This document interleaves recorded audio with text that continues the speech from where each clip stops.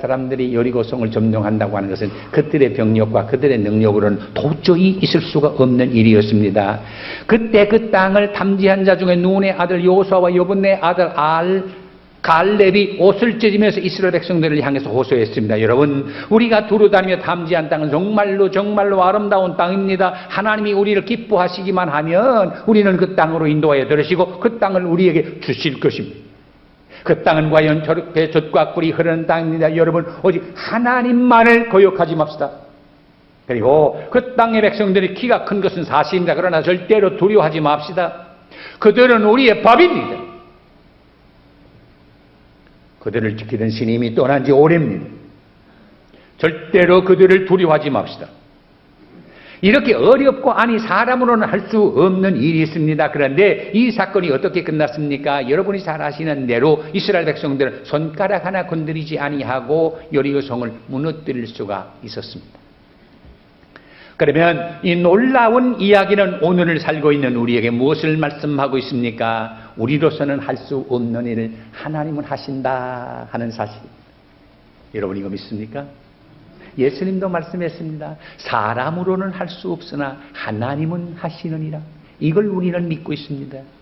우리의 삶은 하나의 전투입니다. 우리는 인생을 살다가 벽에 부딪힐 때마다 우리가 사는 것이 전투라는 사실을 절감하게 됩니다. 그런데 우리로서는 이 싸움에서 도저히 이길 수가 없습니다. 그러므로 우리는 이 싸움을 하나님이 싸워주셔야만 합니다. 이 싸움이 하나님이 싸워주시는 싸움이라고 할 것이면, 그래서 손가락 하나 건드리지 아니하고 여리고성을 무너뜨리는 승리와 이 놀라운 역사가 가능할 수 있다고 할 것이면, 이 싸움에서 우리 사람이 해야 할 일은 뭡니까?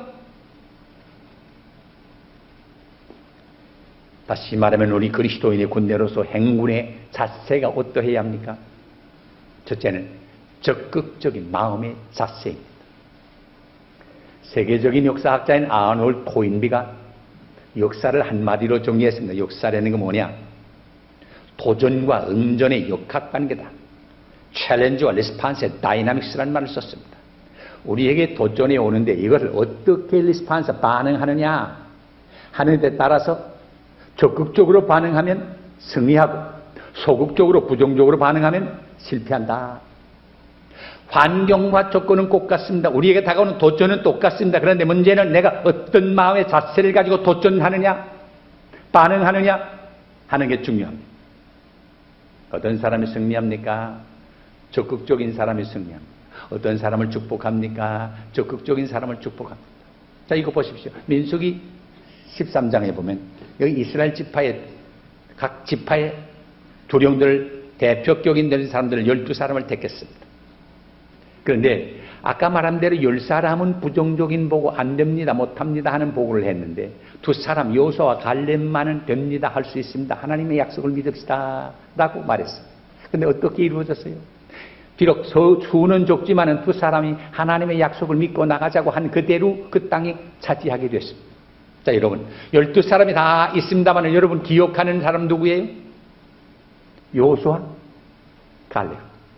다른 10사람 기억하는 분 계세요? 우리 텍사스 소신 장로님 10사람 기억하세요? 모르시겠어요? 목사님 기억하시겠어요? 모르겠어요? 나도 몰라요. 이건 알 필요도 없어요. 그래서 났다가 간 것뿐이지 역사를 위해서 공헌하는 건 아무것도 없습니다. 오히려 많은 사람들의 마음을 졸이기만 했고 낙심을 주고 실망을 주고 좌절을 주고 포기를 줬습니다. 내게 다가오는 도전을 어떻게 반응하느냐, 이거 아주 중요합니다. 우리 믿는 사람들이 빌립보 4장 13절 말씀 다 따로 외잖아요. 내게 능력 주시는 자 안에서 내가 모든 것을 할 수 있느니라. 이 말씀 믿으시면 아멘 하시기 바랍니다. 그러면서도 우리는 두 가지 종류가 있어요. 여기 사는 분들 만나보면요, 참 미국에 오니까 저도 여행을 꽤 많이 했습니다만 이거 살려온다 하고 저거 보니까 여행할 때보다 더 좋은 게 많더라고요. 비가 척 어떻게 라솜 이 캘리포니아 쪽에 비가 별로 안 오는데 비가 척 오고, 그러니까 나는 생각이, 야, 내가 비 오는 동네 속 오니까 이거 비가 몰아왔구나 하는 생각이 들고, 비가 착 끝나니까 깨끗하고 좋은데 얼마나 좋은지 몰라요. 자동차를 타도 넓은 길을 가서 쭉쭉쭉 밀려나가는데 좁은 데서 부딪히지 않겠다고 이러던 것보다 얼마나 좋은지 몰라요. 그래서 어떤 집사님이 향해서 그랬어요. 참 집사님 이렇게 좋은데 나보다 미려오셔서 좋으시겠어요. 그랬더니 그래요. 목사님, 이 미국이라는 데가요, 여행하기는 좋아도 살 때는 못 됩니다. 아니 왜 이렇게 그렇게 공기 좋고 물 좋고 이거 환경 좋은데 왜 그러세요? 뭐 이 공기 좋고 물 좋은 게 반맥이나요? 불행하게 살아. 이렇게 좋은 데서, 이렇게 아름다운 땅에서. 근데 어떤 분은요, 난 이거 미국 온 거 정말 하나님의 축복이에요. 어떻게 여기 오게 되는지 몰라요. 이게 얼마나 좋습니까? 아파도 걱정할 거 있습니까? 병원에 척 가서 다 치료받을 수 있죠. 뭐 일한 대로 얻을 수 있죠. 얼마나 좋은 환경에서 사는 게 하나님의 은혜예요. 그래서 예수 마음껏 믿을 수 있죠. 얼마나 좋은지 몰라요. 꽃 같은 미국에 살면서도 꽃 같은 동네에 살면서도 한 사람은 불행하게 살고 한 사람은 행복하게 살아요. 적극적으로 사는 사람은 행복하게 살고요. 부정적으로 사는 사람은 불행하게 살아요. 교인들만 그런 게 아니고 목사들도 그래요.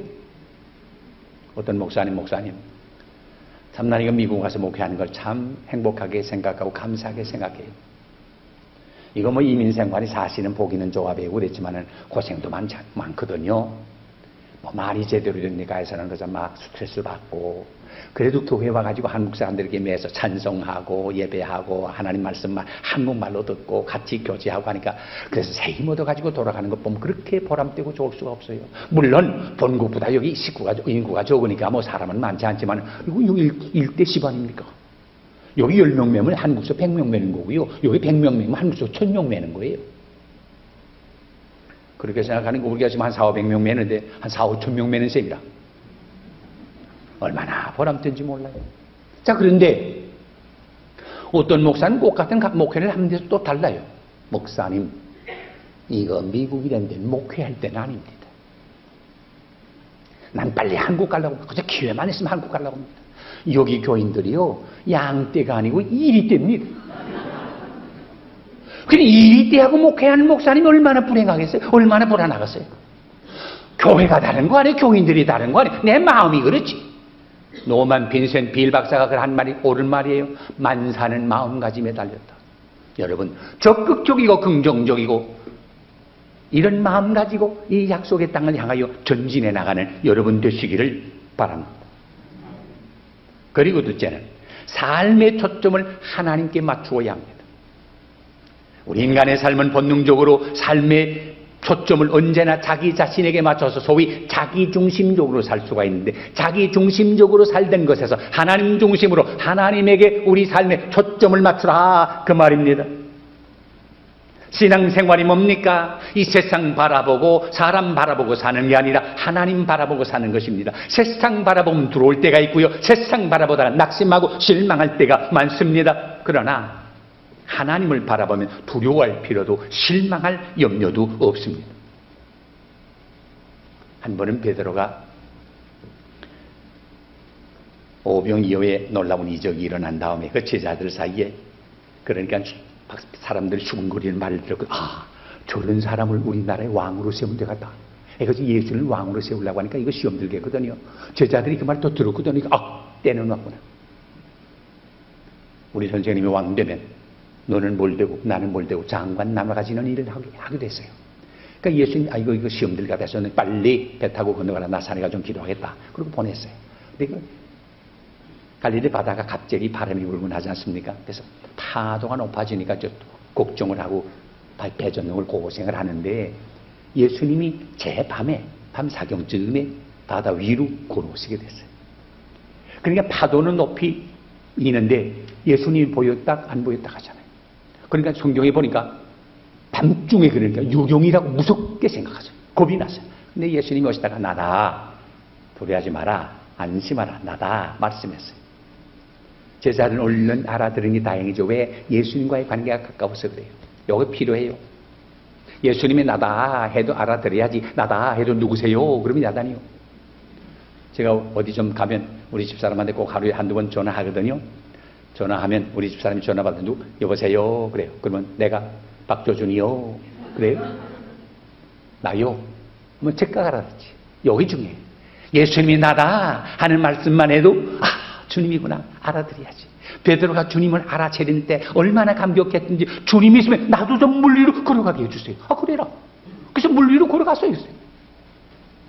여기서 우리 가운데 물 위로 걸어갈 분이 있어요. 기적이죠. 주님을 바라보는 순간, 주님의 말씀 순종하는 순간 기적이 일어났어요. 어떤 분이 그래, 뭐 기적이 있겠네. 이거 뭐 한번 할 수 있죠. 어떻게 합니까? 그랬더니 비결이 있대요. 한 발을 물에다 올려놓은대요. 근데 그 발이 물에 잠기기 전에 다른 발을 갖다 올려놓은대요. 이렇게 올려놓으면 될 거 아닙니까? 말이 쉽지 그대로 됩니까? 주님을 바라보면 사람으로 할 수 없는 기적이 나타납니다. 베드로가 물 위로 걸어갔습니다. 그런데 물결이 높이 산더미처럼 오니까 예수님이 보였다 안 보였다 하는데 물결만 보이고 예수님이 안 보이는 순간 겁이 났어요. 물결 보는 순간 예수님 생각 못하고 겁이 나서 보이는 순간 빠져들어갔어요. 보세요. 신앙생활이란 그래. 그래서 get 뭉크라는 말을 쓰는데 here and now, 여기 지금이지. 과거에 내가 잘 믿었다. 이게 중요한 거 아니에요. 지금 주님을 바라보셔야 돼요. 지금 주님만 바라보고 세상 바라보고 빠져들어가요. 뭐 이건 예외가 없어요. 우리 삶의 초점을 하나님께 맞추시기를 바랍니다. 하나님을 바라보면 두려워할 염려가 없습니다. 그래서 아까 찬송도 불렀습니다마는 여호와를 앙망하는 자는 새 힘을 얻는다고. 그래서 독수리같이 올라가게 되고 걸어가도 고단치 않고 달려가도 피곤치 않고 늘 강건한 축복을 여러분 다 받으시기를 축원합니다. 이스라엘 백성이 난공불락의 도성요리고를 점령하기 위해서 두 가지 도구가 사용되었는데 하나는 법궤고 다른 하나는 나팔이었습니다. 그러면 법궤 요팔이 뭐였습니까? 법궤는 이스라엘 백성에게 있어서 하나님이 함께 하신다는 임재의 상징이었습니다. 그래서 여호와의 궤 앞에 행할지니라, 여호와 앞에 행할지니라, 여호와의 궤와 여호와와 같이 썼어요. 동격으로 썼어요. 그건 뭘 말합니까? 여호와의 궤는 하나님을 상징하는 거예요. 그래서 여호와의 궤 앞에 행할 것을 말했고 8절에는 여호와 앞에서 행하라고 그랬습니다. 법궤는 이스라엘 백성에게 있어서 하나님의 임재를 의미했습니다. 그렇기 때문에 이스라엘 백성들은 법궤를 바라볼 때마다 하나님을 바라보고 하나님을 생각했습니다.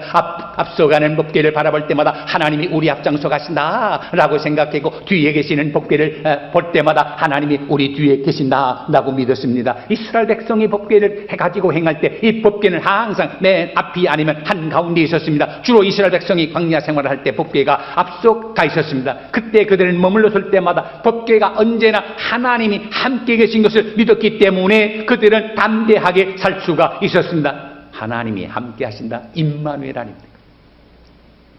어떻게 이 험한 세상, 무서운 세상을 담대하게 용감하게 확신 가지고 살아갈 수가 있습니까? 하나님이 나와 함께 계신 걸 믿는 사람입니다. 믿을 때에 두려움이 없습니다.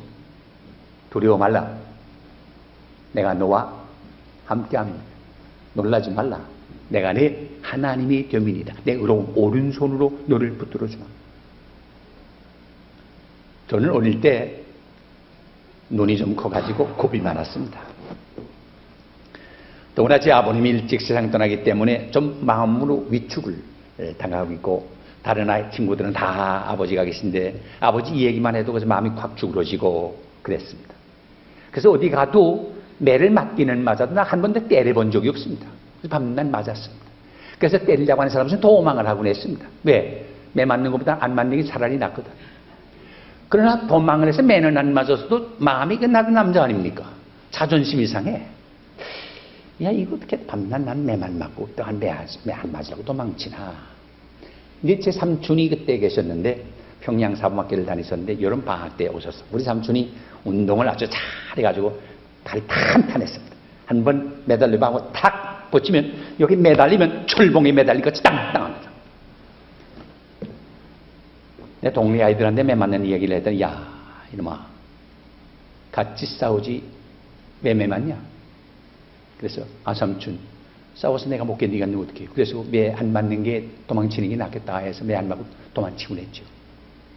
그때 우리 삼촌이 나들 눈 크다고 왕눈가리 그래서 왕눈가리 같은 저 시기산의 새끼가 뭔 너게 시리. 그래서 내가 같이 나가자. 그 말이 어떻게 그게 쏙 들어오는지요?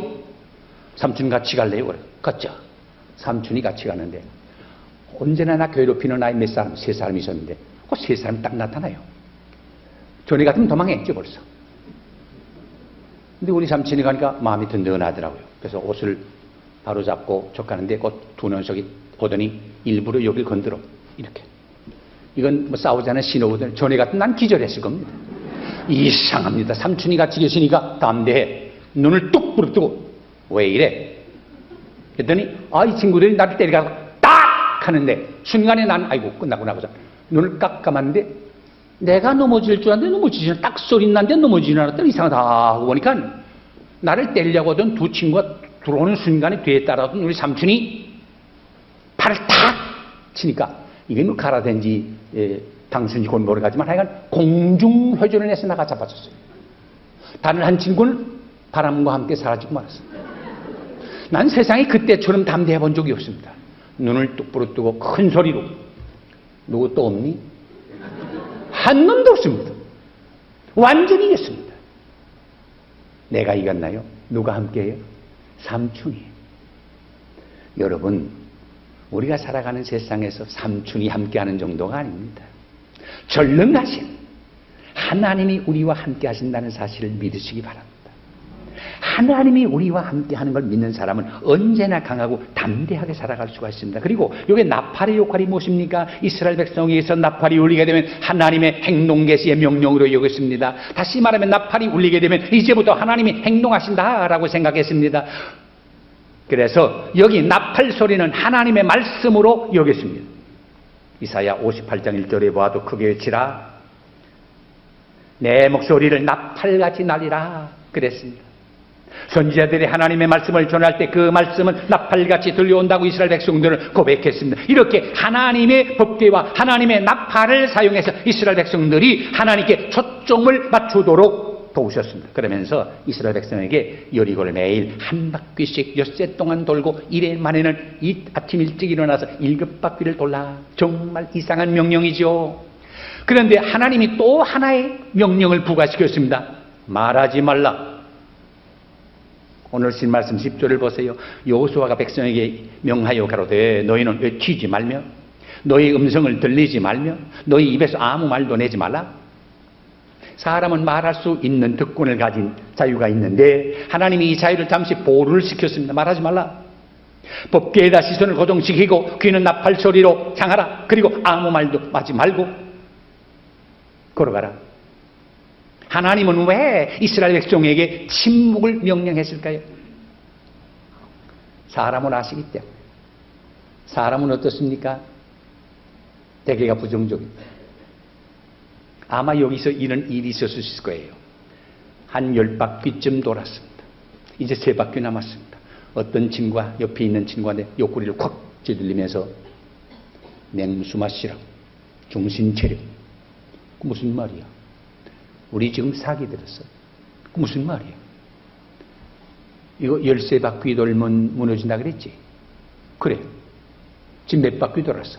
10바퀴 돌았지? 이제 몇 바퀴 남았어? 3바퀴 남았지? 보라. 13바퀴에 대해서 무너질 정도면 10바퀴쯤 돌았으면 금이라도 가야 될 거 아니야. 돌이라도 떨어져야 될 거 아니야. 먼지라도 날려야 될 거 아니야. 금 갔어? 그대로지. 돌 떨어지는 거 봤어? 그대로지. 사게 된 거야. 정신차려. 그 반응이 어떨지 아세요? 그러지 않아도 나도 이상하다 생각했댔어. 그 자네 말 듣고 보니까 정말 그런데 이 말이 자꾸 퍼져보세요. 사람이요 긍정적인 말 할 때는 그런가 하다가도요 부정적인 말 할 때는 그래. 여러분 옆에서 보셨어요? 아무개가 그 사업 잘하고 성공하고 애가 좋은 학교 가서 성공하고 출세하고 다 했다고 하는 좋은 성공했다는 말 들으면 그래 하다가 졸면서 잡니다.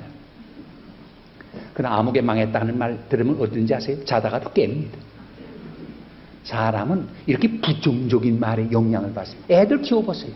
좋은 말을 10마디 가르쳐도 가르쳐나가 했어도 잘 안 되다가도요 밖에 나갔다 촉 들어봐서 나쁜 말을 언제 배우고 온지 몰라요. 이게 인간이에요. 하나님은 이것을 아셨기 때문에 아무 말 하지 마라. 조용하라. 이건 구약시대만 그런 거 아니에요. 오늘도 마찬가지예요. 사도 바울도 조용하여 네 맡은 일을 하라 그러지 않았어요? 사람은 한 가지만 하지 두 가지는 못해요. 교회 일도 하는 걸 보면요. 말 많이 하는 사람은 말만 했지 일은 못해요. 그러나 일하는 사람은 일하려고 말할 시간이 없어요. 둘 중 하나 해야 되는데 성경은 뭐래요? 조용하게 내 맡은 일을 하라.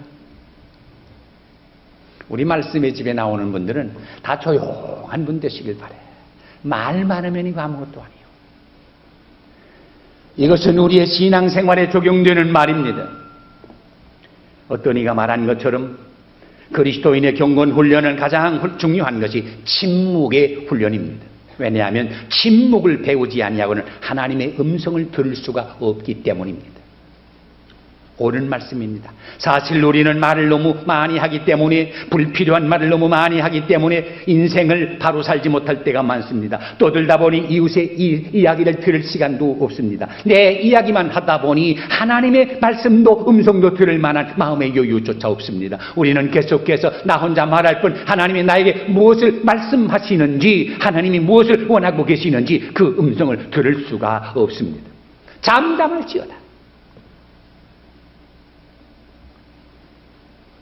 홍해에 가로막힌 이스라엘 백성이 모세를 원망하고 하필이면 우리 죽일 데 없어서 이 홍해에다 다 수장시켜 버리려냐라고 항의할 때 출애굽기 14장 13절 14절에 보면 모세가 백성에게 이르기를 너희는 두려워 말고 가만히 있어서 여호와께서 오늘날 너희를 위하여 행하시는 구원을 보라. 너희는 가만히 있을지니라 라고 말했습니다. 하나님이 명하신 것은 침묵입니다. 침묵할 줄 알아야, 조용할 줄 알아야 하나님이 우리에게 말씀하시는 말씀을 들을 수가 있습니다. 조용한 심령으로 하나님을 의지하고 조용한 심령으로 하나님께 기도하고 은혜를 받는 중에 능력을 얻습니다. 마음이 들떠서 흥분하고 당황하는 사람은 아무것도 성공하지를 못합니다. 무슨 일을 당하든지 조용해야 무엇을 바로 생각할 수 있습니다. 조용해야 힘을 얻을 수 있습니다. 조용해야 내 의무가 무엇인지 바로 깨달아서 그것을 곧 실행할 수가 있는 것입니다. 하나님은 조용하게 일하시기를 원하십니다. 이것을 모르기 때문에 우리가 침묵의 교훈을 배우지 못합니다. 그러므로 하나님의 음성을 듣지 못하는 불행스러운 삶을 살아가고 있지 않습니까? 그리고 이제 우리가 할 일이 뭡니까? 순종입니다. 순종. 하나님은 이스라엘 사람들이 한 바퀴 돌지 않고도 말씀으로 여리고성 무너져라. 무너질 수 있습니다. 근데 왜 13바퀴씩 돌게 했나? 끝까지 순종하는 것을 보기 위해서. 5바퀴 돌고도 무너뜨릴 수 있어요. 그러나 끝까지 순종하라. 여러분, 우리는 한 번쯤 하나님의 말씀을 순종해 봅니다. 그래서 기도하는 자세를 취해보기도 합니다. 그러나 아무 일도 일어나지 않습니다. 그래서 해봐야 소용없구나 라고 말합니다. 그렇기 때문에 기도를 중단하고 신앙생활까지도 포기하는 경우가 종종 있습니다. 그러나 한 번의 신앙 순종이 상황을 바꿔놓지 않을 수 있지만 온전한 순종을 반드시 상황을 바꿔놓는다는 사실을 믿으시기 바랍니다. 끝까지 순종하세요. 마지막으로 하나님을 온전히 신뢰해야 합니다. 오늘 읽지는 않았습니다만 여호수아 6장 20절에 이런 말씀이 있어 이에 백성은 외치고 제사장들은 나팔을 불매 백성이 그 나팔 소리를 듣는 동시에 크게 소리질러 외치니 성벽이 무너져 내렸더라.